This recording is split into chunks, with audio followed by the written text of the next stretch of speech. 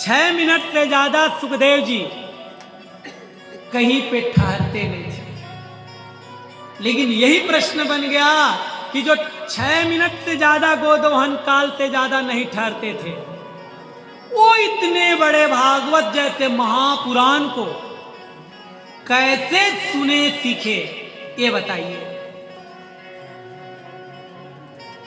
तो सूत जी महाराज कहे, हम व्यास जी के उस परम चरित्र को आपको सुनाते हैं, फिर उनके सुपुत्र सुखदेव जी की भी पावन कथा सुनाएंगे। तो सुनिए। व्यास अवतार भगवान का ही अवतार है।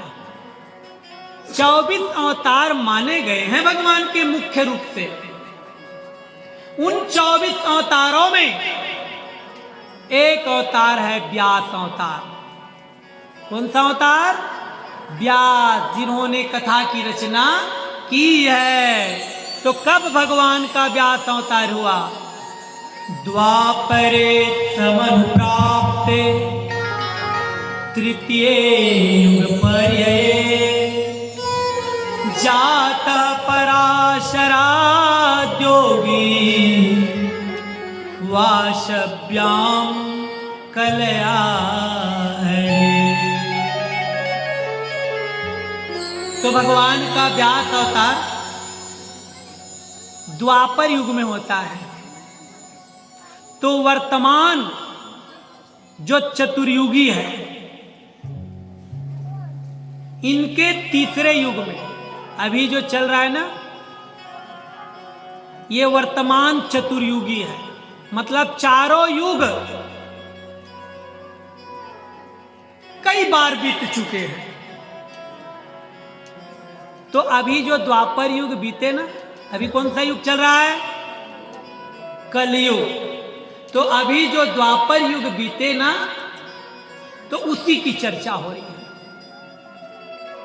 तो इसी वर्तमान जो बीते हुए चतुर्युगी के तीसरे युग जो द्वापर है ना, उसमें भगवान का व्यास अवतार होता है। तो वैसे कहा गया है कि व्यास अलग अलग समय में अलग अलग लोग हुए हैं।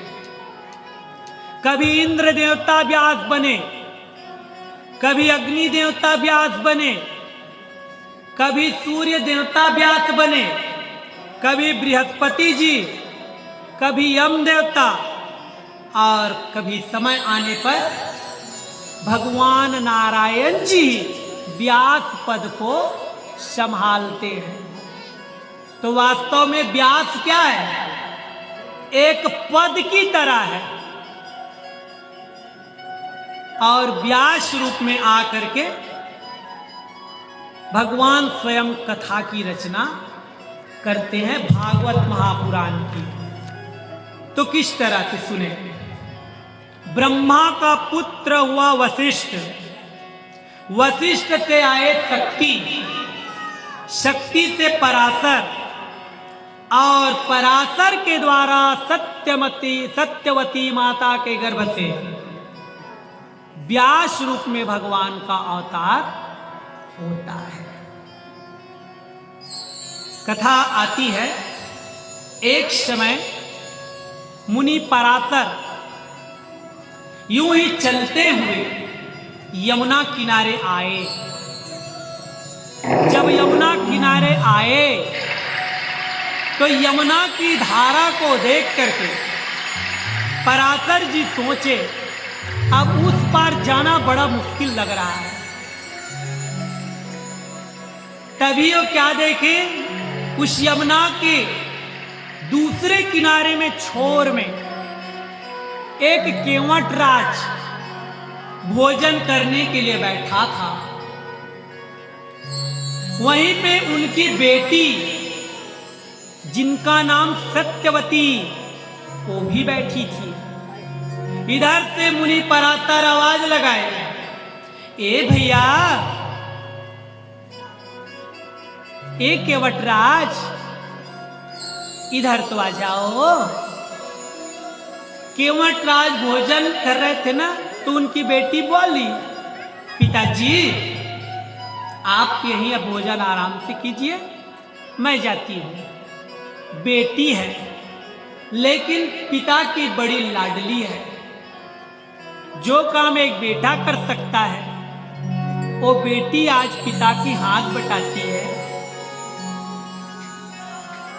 पिता के साथ में नाव भी चलाती है वो। तो वो बेटी आज नाव चलाती हुई आई और मुनि पराशर के सामने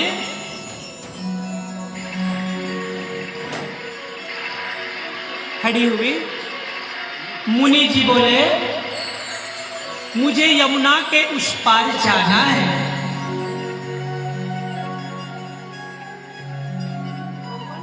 सत्यवती बोली, आप विराजमान होइए। सुंदर मुनि